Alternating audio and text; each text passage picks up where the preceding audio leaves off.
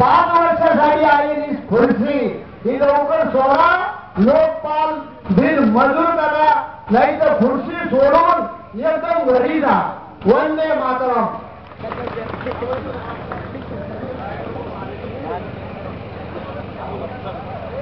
रायगडवरून आलेल्या लोकांना थोडं बोलायचं, त्यांनी 2 शब्द बोला. आम्ही काल संध्याकाळी कर्जतपेढीवरून निघालो, आज सकाळी इथं येऊन पोहोचलो.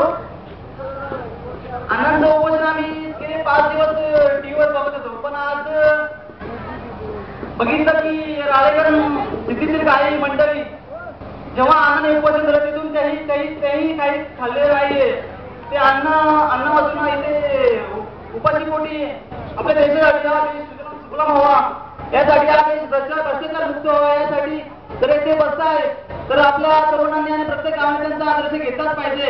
आज अण्णांसारखी सत्तरे ओळखलेली व्यक्ती जर दिल्लीवर जाऊन पार गल्लीपासून तर दिल्लीपर्यंत त्याचा एखाद्या तरुणाला लाजलेला असं त्यांचं व्यक्तिमत्व झालेलं आहे, तर आपली नैतिक जबाबदारी व सामाजिक बांधिलकी म्हणून आपला आणि आपल्या तरुणांचा नक्कीच पाठिंबा त्यांच्या आंदोलनाला भेटलाच पाहिजे. आज तरुणांचे पुढारी म्हणून गेलेले घेणारे राहुल गांधी आज जर अण्णा हजारे आंदोलनात सहभागी झालेले आहेत आणि ते जर म्हणतात की जर आपला ते भ्रष्टाचार मुक्त व्हावा तर बोलल्याने काय होत नाही, प्रत्यक्ष कृतीत उतरावं लागते आणि आपल्या अण्णा हजारांनी ते आज करून दाखवलेलं आहे. वंदे मातरम, वंदे मातरम, जिंदाबाद.